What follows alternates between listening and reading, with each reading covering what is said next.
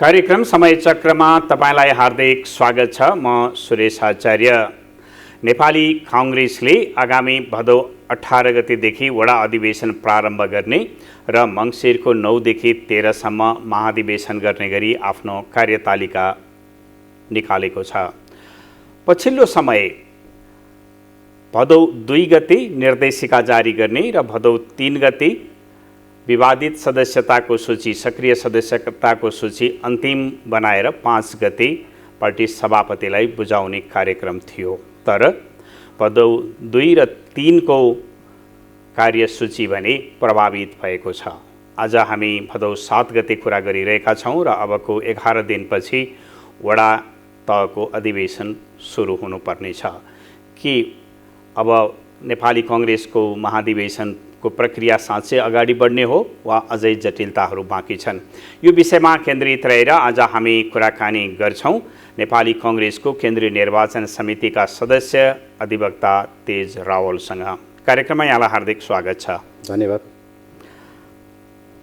मैले सुरुमा अलिकति बताएँ, भदौ 2 र भदौ 3 को कार्यतालिका प्रभावित भयो। यसले केही असर गर्छ भदौ 18 को अधिवेशनलाई? भदौ 18 को वडाको जुन चाहिँ हाम्रो नेपाली कांग्रेसको केन्द्रीय समितिकोले 4/30 को जुन कार्य समितिको निर्णय छ, त्यो निर्णयले चाहिँ भदौ 18 गतेबाट वडाको सुरु तहको चाहिँ निर्वाचन जुन गर्ने कार्यविधि छ, अब निश्चित रूपमा त्यसले त केही त असर पार्न सक्ला। तर पनि यद्यपि हामी त्यस्तो कुरामा कसरी चाहिँ उठ्छौँ भने निर्वाचन समिति हामी अहोरात त्यसमा खटिरहेका छौँ र स्पेसली हामीले निर्वाचनलाई प्रभावित नहोस्, निर्वाचनमा कुनै किसिमको असर नपरोस् भन्नको लागि हामीले प्रत्येक जिल्लामा निर्वाचन चाहिँ प्रतिनिधि निर्वाचन अधिकृतहरू खटाउने कामदेखि लिएर त्यसको साथसाथै त्यो निर्वाचन सामग्रीहरू के कसरी समयावधिमा पुर्याउन सकिन्छ, निर्वाचन अधिकृतलाई कसरी जिल्लामा पुर्याउन सकिन्छ, जिल्लाबाट चाहिँ मतदान केन्द्रमा बुथसम्म चाहिँ कसरी समयमा पुर्याउन सकिन्छ भन्ने कुराहरूमा हामी सिरियस छौँ। र यो सिरियसले र हामीले हाम्रो काँधमा के छ भने अन्य 13औं अधिवेशन 12औं अधिवेशन भन्दा हाम्रो यो चाहिँ 14औं अधिवेशन, नेपाली कांग्रेसको 14औं अधिवेशन अरूभन्दा जटिल छ र एकदम के छ भने संवैधानिक हिसाबले पनि हामी चाहिँ त्यो कुरा हाम्रो बाध्यता पनि छ निर्वाचन गराउँ। त्यसैले हामी जे जस्तो बाध्यता का कारण पनि हामी निर्वाचन सम्पन्न गर्छौँ र 18 को निर्वाचनमा हामीलाई कुनै बाधा अड्चन छैन। तपाईहरुलाई निर्वाचनको त पहिलो प्रारम्भ भनेको मतदाता सूची हो नि। मतदाता सूची तपाईहरुको हातमा अझै परेको छैन? परेको छैन। यसमा हामी कसरी पनि जान सक्छौँ भने यो चाहिँ हाम्रो नेपाली कांग्रेसको यो चाहिँ 14औं अधिवेशनमा 7 तहको निर्वाचन हुन्छ। म अघि नै भने तपाईँ 7 तहको निर्वाचन गर्दाखेरि हामीलाई चाहिँ जुन नेपाली कांग्रेसले 4/30 को निर्णयले चाहिँ जुन चाहिँ हामीलाई एउटा निर्णय दिएको छ, के अरे जुन चाहिँ हाम्रो तालिका दिएको छ, त्यो तालिकालाई हामीले क्लब गर्नको लागि चाहिँ हामीले अगाडि बढिरहेका छौँ र हामीले निर्वाचन प्रक्रियालाई चाहिँ त्यसले चाहिँ के हिसाबले जुन तपाईले 2 गते बुझाउनु पर्ने र 5 गते बुझाउनु पर्ने कुराहरूले तात्विक भिन्नता राख्ला। अब हामी त्यसलाई कसरी खटिरहेका छौँ भने मैले अघि नै गरे जस्तो अब निर्वाचन सम्पन्न गर्नुको लागि हामीले चाहिँ दक्ष जनशक्तिहरू, दक्ष मेन पावरहरू र त्यसै अहिले योभन्दा फरक ढङ्गले जस्तो प्रभावित कला कसरी जिल्लामा पुग्न सक्न के गाह्रो छ होला भने हामीले सम्भवतः यो पटक चाहिँ ट्रान्सपोर्टेसनका हिसाबले पनि हामी यातायातको ट्रान्सपोर्टेसनलाई पनि हामीले हवाईको साथसाथै दुर्गम अति पहाडी हिमाली जिल्लाहरूमा पनि निर्वाचन सम्पन्न गर्नुको लागि चाहिँ हामी हेलिकप्टरबाट भएर पनि हामीले चाहिँ निर्णय सामेल बन्ने हिसाबले गएको हुनाले हामीलाई त्यति चाहिँ यसले 2-3 दिन ढिलो गर्दैमा निर्वाचन रोकिँदैन र जुन देशभरिका जुन आम 9 लाख झन्डै 9 लाख क्रियाशील नेपाली कांग्रेसका सक्रिय साथीहरू, क्रियाशील साथीहरू हुन्छ, उहाँलाई यो दुविधाबाट आजको दिनदेखि मुक्त हुनुपर्छ र निर्वाचन एनिहाउ जस्तो सुकै अवस्थामा पनि हामी गर्न तयार छौँ, निर्वाचन हुन्छ। तर तपाईहरुले आफै निर्देशिका पनि जारी गर्न सक्नु भएन? तयार त्यो त अहिले पनि जारी भएको छैन भयो? होइन, निर्देशिकाको यो पटक 2टा किसिमको बाटो छ। पहिलो बाटो के छ भने नेपाली कांग्रेसको के अरे विधान र नेपाली कांग्रेसको नियमावलीले नदिएका कुराहरू, समेट्न नसकिएका कुराहरूलाई निर्वाचन निर्देशिका मार्फत सहज रूपमा कसरी चाहिँ निर्वाचन अधिकृतलाई र त्यसको साथसाथै निर्वाचनको 7औं तहलाई कसरी सहजीकरण बनाउन सकिन्छ भन्नको लागि चाहिँ हामीले निर्देशिका बनायो। निर्देशिकाको मैले 2टा पाटा भन्दा के भन्छ, एउटा जनसङ्ख्याको आधारमा कोलस्टर छ, त्यसले चाहिँ हामीलाई उहाँहरूले तयार पारिसक्नु भएको छ। त्यो आउने बित्तिकै हामीले कसरी डिस्ट्रिब्युट गर्छौँ भने 77 जिल्लामै त्यो निर्वाचनको हामीले के अरे निर्देशिका चाहिँ छपाईमा दिइसकेका छौँ। हिजोदेखि हामीले झन्डै 6743 वडाहरू छन् भनेपछि हामीले 10,000 जति झन्डै हामीले चाहिँ छपाईमा दिइसकेका छौँ। र त्यो कसरी त्यो जिल्लामा कसरी व्यवस्थित रूपमा पुर्याउने भन्ने कुराको पनि मैले अघि कुरा गरिसकेँ। त्यसकारण के हो भने जो क्लस्टरको छ, क्लस्टरको जुन जनसङ्ख्याको आधारमा समानुपातिक आधारमा जुन हुनुपर्ने चाहिँ जनजाति आदिवासी लगायतको क्लस्टर त्यो छ। हामी के गर्छौँ भने जुन जिल्लामा निर्वाचन अधिकृत जाने हो त्यो निर्वाचन अधिकृतलाई हामीले कसरी पठाउँछौँ भनेपछि उहाँको त्यो जिल्लामा पुग्ने गरी हामी पठाउँछौँ। त्यसकारण के हो भनेपछि निर्वाचन त्यो कारणले चाहिँ हाम्रो रोकिँदैन। निर्देशिकामा तपाईँहरूले फोकस गर्नुभएको कुरा के हो? एउटा त समानुपातिक प्रतिनिधित्वको प्रश्न जटिलता छ, त्यो जटिलतालाई अलिकति व्याख्या गरिदिनुहोस् त। जटिलताको कारण के हो? होइन, पहिलो कुरा तपाईँले हजुरले के अरे सोधेको कुराहरूको म एन्सर के दिन चाहन्छु भने यो निर्देशिकाहरूमा के छ भन्ने कुराहरू इम्पोर्टेन्ट छ, हाम्रो लागि धेरै महत्त्वपूर्ण लाग्छ आजको यो समय चक्रको बहसमा चाहिँ। अनि दोस्रो कुरा के यसमा छ भने पहिलो कुरा त के छ भने यो चाहिँ यो केन्द्रीय निर्वाचन के प्रतिनिधिहरूलाई कसरी खटाउने, उनीहरूलाई चाहिँ के अधिकार दिने, उनीहरूलाई कसरी चाहिँ के अरे निर्वाचन सम्पन्न गर्न चाहिँ सहजीकरण गराउने र के कुराहरूले उहाँलाई चाहिँ कोड अफ कन्डक्टहरूलाई चाहिँ अथवा कुन कुराहरूले उहाँलाई बाँध्ने, यो कुराहरूको सम्पूर्ण रूपमा त्यसमा व्यवस्था गरेको छ। त्यस्तै निर्वाचनको गराउनु पर्ने कति तहहरू हुन्छ होइन, त्यो मतदाता के अरे भोटर क्रियालाई चाहिँ कसरी गर्नुपर्छ भन्ने कुराहरूको व्यापक रूपमा चाहिँ हाम्रो विधानको 7, 8, 9, 10, 11, 12ले चाहिँ जो व्यवस्था गरेको छ त्यो सातौँ तहको निर्वाचन गराउनुपर्ने एउटा कुरा, ती कुराहरूलाई पनि पोर्ट गरेर निर्देशिका हाम्रो आएको अवस्था छ। र अर्को त्यसको साथसाथै हाम्रो नेपाली काङ्ग्रेस केन्द्रीय कार्यालयको 2077 11/6 गतेको र 2078/4/30 गतेको जुन म्यान्डेट दिएको छ, त्यो जुन म्यान्डेट दिएको छ र जुन निर्वाचन तालिका दिएको छ, जुन निर्वाचन सम्बन्धीका बाधा अड्काउका कुराहरू दिएको छ, त्यो कुराहरूलाई पनि हामीले सहज रूपमा लिएर कसरी के गरेका छौँ ती कुराहरू पनि निर्देशिका हामीले समाविष्ट गरेका छौँ, ताकि कसै साथीहरूलाई जस्तो भनौँ अब खुल्लातर्फ कसरी लड्ने, समानुपातिक कसरी लड्ने, अनि त्यसै अब के चाहिँ कुन प्रतिनिधि कसरी वडामा आउने, यी कुराहरूको सम्पूर्ण रूपमा हामीले निर्देशिकामा चाहिँ समाविष्ट गरेका छौँ, जसले गर्दा कि सजिलै निर्वाचन गर्न सहज पनि होस् र मतदाता र अर्को कुरा मतदाता उम्मेदवारलाई पनि निर्वाचनमा निर्देशिकाले चाहिँ के गरोस् भने चाहिँ सहजै रूपमा चाहिँ यो नेपाली काङ्ग्रेसको निर्वाचनमा तहगत रूपमा जाँदाखेरि हामीले यसरी उम्मेदवार हुनुपर्छ, यसरी मतदान गर्नुपर्छ र हाम्रो दायित्व यो भन्ने कुराहरूको पूर्ण रूपमा त्यसमा चाहिँ के छ पाठको रूपमा हिसाबले निर्देशिका हुनाले निर्देशिका त्यसमा हामीले चाहिँ सबै कुरा समाविष्ट गरिएको अवस्था छ। अर्को मैले क्लस्टरको कुरा सोध्दै थिएँ तपाईँलाई, समानुपातिक प्रतिनिधित्व तपाईँले टोटल जनसङ्ख्याको आधारमा गर्नुभयो अथवा पार्टी सदस्यताको आधारमा गर्नुभयो? होइन, यसमा दुईटा विषयवस्तु छ। नेपाली काङ्ग्रेसको 2078/4/30 को निर्णयले एउटा निर्णय भएको छ। त्यसमा के निर्णय भएको छ भनेपछि नेपाली काङ्ग्रेसको के अरे नेताद्वय डाक्टर मिनेन्द्र रिजाल र डाक्टर प्रकाश शरण महत र त्यसको साथै हाम्रो निर्वाचन समितिको वरिष्ठ अधिवक्ता महादेव यादवलाई उहाँलाई एउटा अधिकार प्रत्यार्जन गरेको छ। त्यो कोल्ड स्टोरलाई कसरी तपाईँहरूले चाहिँ जुन चाहिँ समानुपातिकको कोल्डको रोल छ त्यसलाई चाहिँ कसरी तपाईँ समाधान गर्न सकिन्छ भन्ने कुराहरूको रूपमा भन्नुपर्दा उहाँलाई अधिकार प्रत्यार्जन गरेको छ। र त्यो प्रत्यार्जन गरे भने कस्तो छ भने हामीले उहाँहरू तथ्याङ्क निकालेर राख्नु भएको छ। तथ्याङ्क मलाई जहाँसम्म लाग्छ मैले तथ्याङ्क उहाँको सबै कम्प्लिट भइसकेको छ। हामीलाई मैले सुन्नुमा आएको छ आज बेलुकासम्म ह्यान्डओभर हुन्छ। र अघि नै मैले जुन कुरा भने त्यो के गर्छौँ भने हामीले त्यो निर्देशिकामा सबै छाप्नुपर्छ भन्ने त्यो आवश्यक पनि छैन। त्यो हाम्रो इन्डेक्समा हुन्छ, पछाडिको चाहिँ अनुसूचीमा हुन्छ। त्यो अनुसूचीमा कुन जिल्लामा कति छन् त, कुन नगरपालिकामा कुन जिल्लाको कुन निर्वाचन क्षेत्रमा कति छन् भन्ने कुरा सबै हुनाले त्यो हामी त्यसरी पठाउँछौँ। त्यही कारणले गर्दा जनसङ्ख्या कि कार्यकर्ता सक्रिय क्रियाशीलको हुँदैन, क्रियाशीलको छैन, जनसङ्ख्याको कुरा छ। जनसङ्ख्याको कुरा छ। जनसङ्ख्याको कुरामा र त्यो के अरे रोल स्टोरको कुराहरू चाहिँ हाम्रो सम्पन्न भइसकेको कुरा मैले सुन्नुमा आएको छ। अब जस्तो तपाईँले भन्नुभयो नि केन्द्रीय प्रतिनिधि पठाइन्छ, निर्वाचन अधिकृत गरिन्छ, उहाँहरूलाई ओरिएन्टेसन गर्ने टाइम तपाईँहरूसँग नहुने भयो? छ। हामीले सम्भवतः के गर्छौँ भने हामीले त्यो तपाईँलाई भन सम्भवतः हामीले 11 गतेतिर हाम्रो चाहिँ ओरिएन्टेसनको हामीले व्यवस्था गरेका छौँ। ओरिएन्टेसन गर्छौँ, साथीहरू कोही साथीहरू त्यही दिन पनि जालान्। अब उनीहरूको चाहिँ कस्तो के अरे भौगोलिक विराटको हिसाबले कुन कस्तो छ, उनको चाहिँ यातायातको सुविस्ता के कस्तो उहाँहरू त्यसरी हिँड्नुहुन्छ। र हामी चाहिँ त्यसपछि हाम्रो चाहिँ 13 गते 14 गतेतिर साथीहरू हाम्रो जिल्लामा पुगिहाल्छन्। र अब हामीलाई के हिमाली भेगहरूमा जुनमा गाह्रो हुन्छ त्यसमा कसरी हामीले चाहिँ सहजकरण रूपमा चाहिँ सामग्रीहरू पुर्याउन सकिन्छ, मतदानहरूलाई पुर्याउन सकिन्छ भन्ने कुरामा हामी सिरियस छौँ। र त्यसै हिसाबले पनि उनीहरूलाई चाहिँ सरलीकृत गरेर समयमा चाहिँ उहाँहरूलाई चाहिँ मतदान केन्द्रमा पुर्याएर निर्वाचन प्रक्रिया सुरु हुन्छ। तपाईँले केन्द्रीय प्रतिनिधि के आधारमा खटाउनुहुन्छ? केन्द्रीय सदस्यहरू त जाँदैनन्, के हो को हो केन्द्रीय प्रतिनिधि हुने व्यक्ति चाहिँ को हो? के आधारमा छनौट गर्दै? बडो यो सान्दर्भिक क्वेसन सोध्नुभयो सरले। नेपालमा सबैभन्दा पुरानो दल नेपाली काङ्ग्रेस, लोकतान्त्रिक र प्रान्तिक दल नेपाली काङ्ग्रेस, र यसको विचिट्टै किसिमको एउटा के छ विधान छ। त्यो विधानले हामीलाई के गराछ भने सबै तहका त्यो विधान सबैले चाहिँ पढेर बुझ्नु पनि सक्दैन। त्यसकारण हामीले के गरेका छौँ भने हामीले निर्वाचन प्रतिनिधि खटाउँदाखेरि, केन्द्रीय निर्वाचन प्रतिनिधि, निर्वाचन अधिकृत अथवा जे भने पनि पठाउँदाखेरि उहाँहरूलाई सकभर हामीले तीनटा चाहिँ तहका तीनटा वर्गहरूलाई चाहिँ पठाउने गरेका छौँ। एउटा चाहिँ कानुन व्यवसायी डिएलए भन्छौँ हामी, हाम्रो संस्थागत हिसाबले कुरा गर्दाखेरि।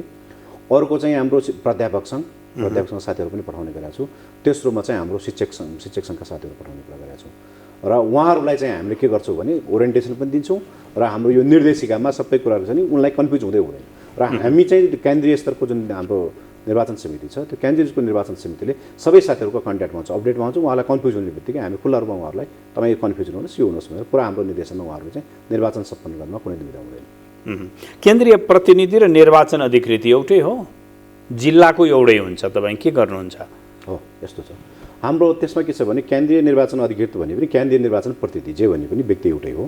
उहाँहरूले के जान्नुहुन्छ भने उहाँ चाहिँ हामी दुई तहले गर्छौँ। एउटा चाहिँ पहिलो कस्तो छ भने प्रदेशको 7वटा प्रदेशमा 7 अलग्गै पठाउँछौँ। अहिले यो जिल्ला तहको 77 जिल्लामा चाहिँ निर्वाचन अधिकृत निर्वाचन प्रतिनिधि जानुहुन्छ। उहाँले चाहिँ के गर्नुहुन्छ भने प्रत्येक निर्वाचन क्षेत्र प्रत्येक चाहिँ उसमा पार्टीका क्षेत्रमा चाहिँ डिएलएका साथीहरू, के अरे लयर साथीहरू, शिक्षक साथीहरू, प्राध्यापक साथीहरूलाई चाहिँ खटाउनुहुन्छ।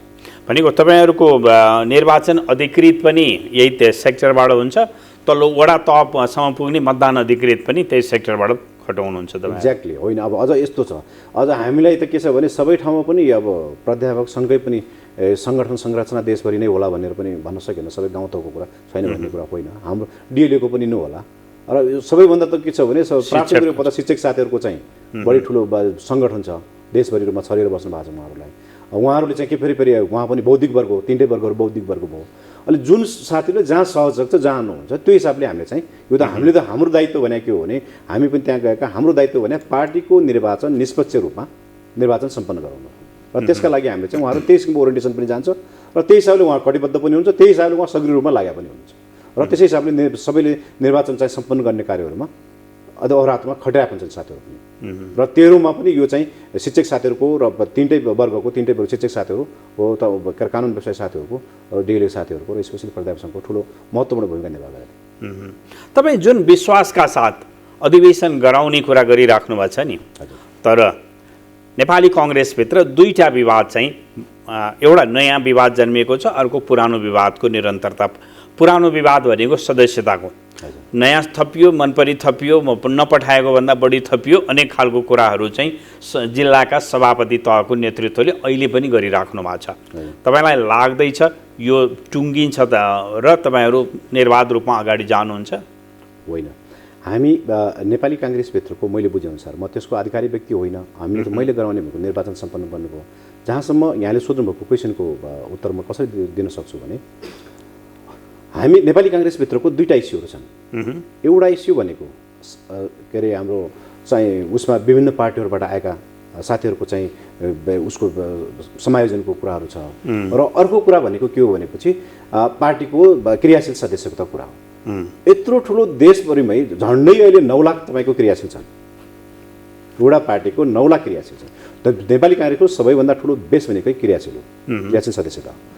त्यो छ भने त्यो भित्र मलाई के लाग्छ भनेपछि यो नेपाली काङ्ग्रेसको के अरे केन्द्रीय समितिले क्रियाशील छानबिन समिति, केन्द्रीय सदस्य जो हाम्रो रमेश लेखकको संयोजनमा 7 सदस्यीय समिति बनाएको छ।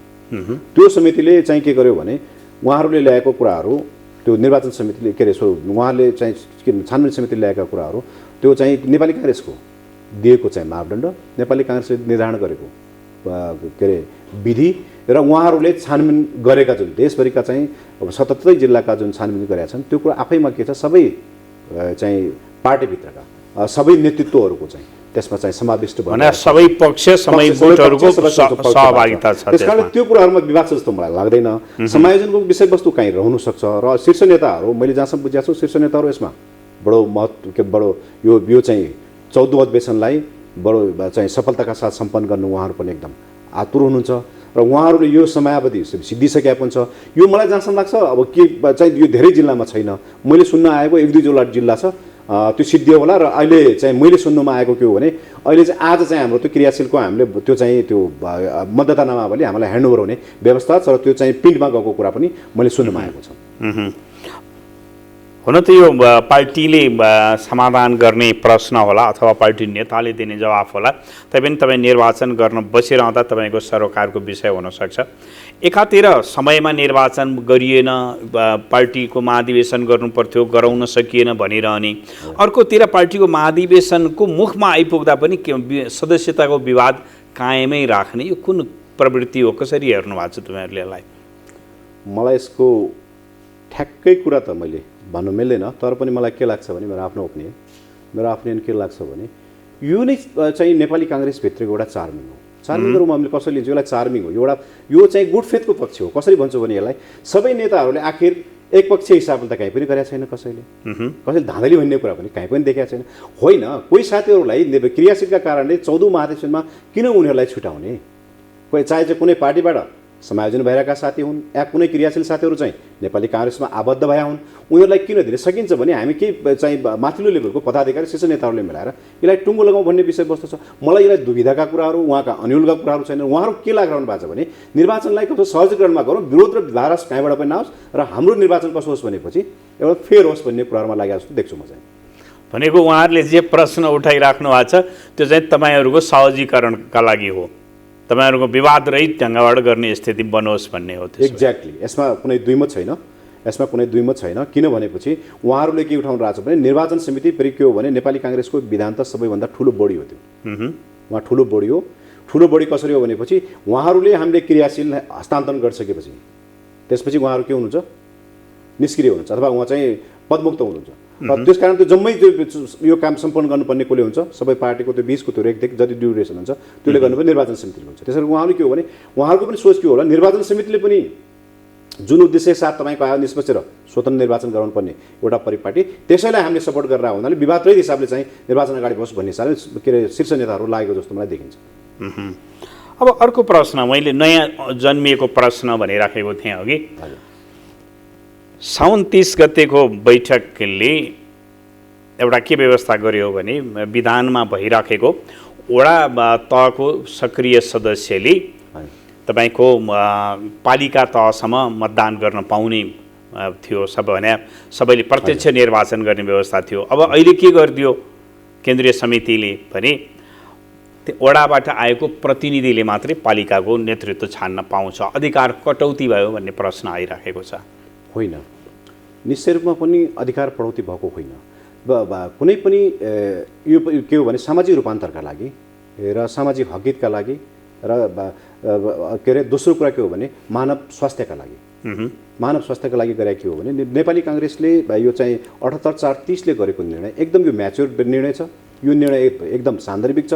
के कारणले सान्दर्भिक हो भने त्यो चाहिँ कुन प्रसङ्गको लागि गरे हो भने हाम्रो क्रियाशील साथीहरू चाहिँ मान्नुहोस् कुनै ठाउँमा कस्तो हुन्छ भने कोभिडको चाहिँ विश्व महामारीको कोभिडको चाहिँ बडो चाहिँ ऊ छ, तेस्रो लहरको पनि नेपालमा चाहिँ यो प्राविधिक स्वास्थ्य र यो हाम्रो चाहिँ सिसिएमसीले पनि यो कुराहरू चाहिँ बढिरहेछ भन्ने कुराहरूको इन्डिकेटर देखाइरहेका पनि अवस्था छ। यो अवस्थामा नेपाली काङ्ग्रेसको उद्देश्य के हो भने आखिर क्रियाशील साथीहरूले दिए भने उनबाट म्यान्डेट भएको क्षेत्रीय साथीहरूले दिए भने त गाउँपालिका हो नगरपालिका हामीले चुन्नुपर्ने त्यही साथीहरू जो चुने पनि होला निर्वाचन त्यतिमा नभयो, अरू कुराको त तिनीहरू केही पनि छैन। त्यसकारण के हो भने यो कटौती भएको होइन, सहजीकरण भएको र यसले चाहिँ के हो भनेपछि चाहिँ अहिलेको जुन चाहिँ यो महामारीलाई चाहिँ नियन्त्रण पनि र त्यसमा सहयोगी कार्यको रूपमा पनि अगाडि बढेको हो। यो चाहिँ भनेको तपाईँले हेर्दै गर्दा एउटा पालिकाको अधिकतम मतदाता कति हो? नगरपालिका अथवा महानगरपालिका भन्नुहोस् न, अधिकतम मतदाता कति हुन्छ? 10,000, 15,000, 20,000 कति हुन्छ मतदाता? 10,000 भन्नाले अब हाम्रो ठ्याक्कै त्यो भूगोलको हिसाबले चाहिँ हाम्रो मतदाता निर्धारण भएको छ। उदाहरणको लागि तपाईँलाई म यति त भनेर एकिन त यहाँ मैले भन्न सकेन, तर पनि एउटा उदाहरणका लागि तपाईँलाई म कसरी यो पुष्टि गर्न चाहन्छु भने सपोज मान्नुहोस्, अब कसरी मानौँ भनेपछि मोरङको कुनै चाहिँ गाउँपालिका होला, तर त्यो मोरङको कुनै गाउँपालिका के होला भनेपछि तराईसँग बेल्टसँग जोडिएको छ भने त्यहाँको चाहिँ के भने जनघनत्व बढी हुने भयो, त्यो जनघनत्व बढी भएका कारणले हाम्रो क्रियाशील बढी हुने भए, त्यहाँ चाहिँ मतदाता चाहिँ हाम्रो बढी देखिने भयो। भूगोलकै कारणले हामीले चाहिँ ताप्लेजुङको ओलाङचुङ गोलातिर गयो भनेपछि अथवा त्यो ठाउँमा जाँदाखेरि त के भने भूगोल कारण थोरै साथीहरू हुन्छन्, त्यहाँको मतदाता सङ्ख्या हाम्रो त्यसरी थोरै हुन्छ, त्यो पर्न गएको भूगोलको हिसाबले जनसङ्ख्या आधारमा। तपाईँले जुन स्वास्थ्यको कारण देखाउनु भयो नि, स्वास्थ्यमा कति धेरै मानिस हुन्थ्यो र कन्ट्रोल गर्न खोज्या हो भन्ने मात्रै जान्न चाहेको हो मैले। होइन, त्यो छ, निश्चित रूपमा छ। एउटा उदाहरण दिउँ, कुनै गाउँपालिकाको हुनसक्छ क्रियाशील 2000 होला, त्यो 2000 यो बर्खाको समयमा पहाडी भूभागमा एक ठाउँमा राख्दाखेरि यो महामारीलाई त्यसले चाहिँ कति चाहिँ उ गर्छ, प्रतिकूल असर पार्छ। त्यस कारणले पनि यो के हो भने असर त पार्छ पक्कै पनि। हामी थोरैजना छ अब कोसँग कोभिड छ भन्ने कुराको त त्यहाँ चाहिँ नापजोलको केही त प्रकृति पनि छैन। त्यस कारण के हो भनेपछि अब त्यहीँ इन्जेक्सन लगायो भनेपछि फेरि राजनीतिक हेरेना पनि बन्न सक्ला। त्योभन्दा त्यसोभन्दा सबैभन्दा उत्तम उपाय भने के हो भनेपछि त्यो चाहिँ भोटलाई चाहिँ के हो भने त्यो त कसैको कटौती गरे होइन, उम्मेदवार पो कटौती पो गरे भयो त त्यो उम्मेदवारबाट बन्न वञ्चित गर्यो र हामीलाई चाहिँ कटौती भयो भन्ने कुरा हुन्थ्यो। त्यस कारण त्यो कुरा त भएको छैन।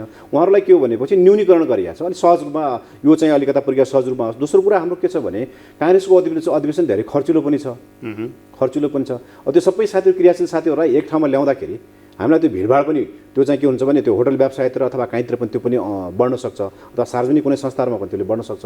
त्यो कुरा चाहिँ स्वास्थ्यका कारणले नियन्त्रण गर्नको लागि चाहिँ अति सान्दर्भिक छ र यो न्यायोचित पनि छ। भनेको यो वान टाइम डिसिजन हो, विधान चेन्ज होइन, त्यसो होइन पटक्कै एक चाहिँ होइन। यो त के हो भने विधान परिवर्तन भएर उहाँहरूलाई भोटरबाट वञ्चित गरेको अथवा उहाँको चाहिँ मतदाताबाट अथवा उहाँको उम्मेदवारबाट चाहिँ वञ्चित गरेको अवस्था होइन।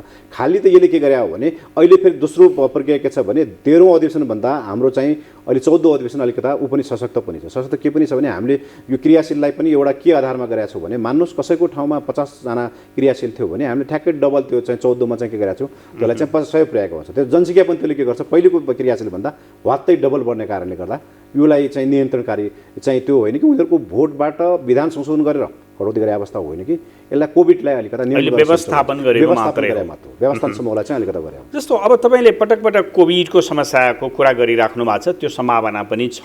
तपाईँले महाधिवेशन त किक अफ होला, सुरु गर्नु होला भदौ 18मा वडाको, तर त्यसपछि कोभिडको प्रकोप बढ्यो भने निर्वाचन स्थगित भएर जान्छ कि त्यसको अरू प्रक्रियाबाट तपाईँहरू मङ्सिर 9सम्म पुग्नुहुन्छ? के छ तयारी? अब त्यो तयारी निर्वाचन समितिले निर्वाचनका प्रक्रियाहरू, कार्यविधिहरू, निर्वाचनको चाहिँ समय परिस्थिति अनुसार कसरी जाने भन्ने सरसल्लाह र सुझाव चाहिँ हामीले नेपाली काङ्ग्रेसका पार्टी केन्द्रीय समितिलाई दिन्छौँ। त्यो निर्णय गर्ने भनेको केन्द्रीय समितिले गर्ला। अब हुनसक्छ त्यस्तो परिस्थिति नै अब तेस्रो चाहिँ लहरको चाहिँ प्रकोप बढी बढ्यो र चाहिँ त्यो अलि के अरे महामारीको चाहिँ कारणले चाहिँ बढी आम जनसमुदायलाई चाहिँ बढी चाहिँ खतरा अथवा त्यो प्रतिकूल स्वास्थ्यमा असर पर्ने व्यवस्थिति आयो भने केन्द्रीय समिति तलमाथि गर्न सक्छ तोकेको समय। अर्को चाहिँ काङ्ग्रेसको सूचना सञ्चार तथा प्रचार विभागले इलेक्ट्रोनिक भोटिङको भोटिङको कुरा पनि गरिरहेको छ। तपाईँहरूले त्यतातिर ध्यान दिनुभएको छ? त्यस्तो सम्भावना आयो भने इलेक्ट्रोनिक भोटिङ हुन सक्छ भन्ने कुनै छलफल भएको छ? हाम्रो चाहिँ निर्देशिकाको हाम्रो एउटा चाहिँ मुख्य एजेन्डा मध्ये निर्वाचन गर्ने तरिकामध्ये हामीले दुईटै सिस्टमलाई अपनाएको छौँ। एउटा चाहिँ भोटिङ सिस्टम छ र दोस्रो चाहिँ अब यो अहिले चलिरहेको हाम्रो जुन ट्रेडिसनल भोटिङ सिस्टम छ त्यही बेसिकबाट हामी गएको छौँ। निश्चित रूपमा त्यसमा शीर्ष नेताहरूले केन्द्रीय समितिले गर्यो भने हामीले योभन्दा अगाडि पनि एउटा म आफै पनि बसेर नेपाली नेभी सङ्घको भारतीय सङ्गठनको चाहिँ हामीले इलेक्ट्रिक्सबाट चाहिँ हामीले चाहिँ निर्वाचन सम्पन्न गरेका थियौँ भनेपछि त्यहाँ पनि परेको छैन। यो कुराहरूमा नेतृत्व पक्षले त्यो सोच्यो भने हामी तयार छौँ र त्यसमा चाहिँ उनीहरूसँग सहकार्य गरेर अगाडि बढ्न सकिन्छ। भनेको केन्द्रीय समितिको म्यान्डेट चाहियो तपाईँहरूलाई एक्ज्याक्टली त्यो प्रोसेसमा जान। हामीले गर्नुभन्दा हामीले गरौँ भनेर भन्नु मिल्दैन, त्यसो गर्नु भन्नु हुँदैन। केन्द्रीय समिति एग्री भयो भनेपछि केन्द्रीय समिति अब नेपाली काङ्ग्रेसका शीर्ष नेताहरू यता पदाधिकारीहरूले ओके गर्यो भनेपछि गर्न सकिने असम्भव भन्ने कुरा छैन, सम्भव छ, सहज पनि हुन्छ त्यसले चाहिँ। अब अर्को एउटा अन्तिम प्रश्न गरेँ तपाईँलाई, जस्तो तपाईँले क्लस्टरको कुरा चाहिँ जनसङ्ख्याको आधारमा भन्नुभयो नि, कतिपय ठाउँमा चाहिँ त्यो क्लस्टर नै हुँदैन, त्यति बेला के हुन्छ? अब त्यसको एउटा हामीले चाहिँ मापदण्ड भन्दा पनि त्यसको एउटा मान्यता के हुनसक्छ भने त्यसको एउटा मान्यता के हुनुहुन्छ भने राष्ट्रिय तथ्याङ्क विभाग छ। राष्ट्रिय तथ्याङ्क विभागले सबै पक्षहरूको चाहिँ त्यो गरेछ जनसङ्ख्याको चाहिँ त्यो तथ्याङ्क उसँग हुन्छ। हामीले चाहिँ के गर्छौँ भने जुन चाहिँ लेटेस्ट छ हामीले भन्नाले त्योबाट ल्याएर पनि जनसङ्ख्या आधारमा त्यो तथ्याङ्क हेरेर पनि हाम्रो कोल्ड स्टोरमा चाहिँ राख्न सक्ने व्यवस्था हुन्छ। जस्तो भन्नुहोस् न, तपाईँ डडेलधुराको कुनै एउटा पालिकामा एउटा क्लस्टरको प्रतिनिधित्व नै छैन, सक्रिय सदस्य नै छैन, त्यति बेला त्यसको रिप्रेजेन्टेसन कसले गर्छ कि त्यो खाली हुन्छ? होइन, खाली हुँदैन।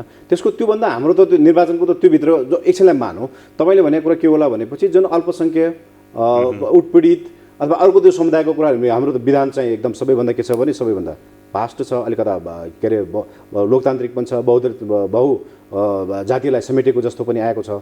त्यस्तो अवस्थामा मात्र तर त्यसले तात्विक भन्दा केही फरक पर्दैन र हामीले त्यसमा त्यसको अब निर्देशिकाले हाम्रो के कुरा गरिरहेको छ जस्तो सपोज मानौँ त्यस्तो अवस्थामा कुनै त्यो ठाउँ छैन भने अन्य सम्बन्धमा के गर्ने भनेर त्यो निर्णय दिने अधिकार पनि गर्न सक्छ।